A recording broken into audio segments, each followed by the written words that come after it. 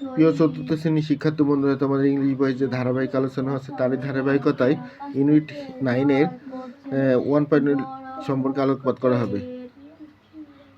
Look and সে, দেখো এবং বলো। এখানে কিছু পিকচার দেওয়া আছে, সেগুলোর সঠিক ব্যবহার এবং কী কী প্রয়োজনে ব্যবহার হয়। এখানে প্রথম ছবিটা হবে সিডস, অর্থাৎ বীজ। প্রথমে আমাদের বীজের প্রয়োজন হয়। প্লান্টস, বীজ থেকে আবার চারা গাছ হবে। গার্ডেনিং টুলস, অর্থাৎ বাগান করার সরঞ্জাম। তারপরে আছে লিফ, আচ্ছা, ছোট গাছ থেকে পাতা গজাবে। সয়েল, মাটি থেকে গাছ জন্মাবে। গার্ডেনিং টুলস, বাগান করার সরঞ্জাম। ডিগিং, খনন করতে হবে। ওয়াটারিং ক্যান, পট, আচ্ছা, পানি দেওয়ার পাত্র।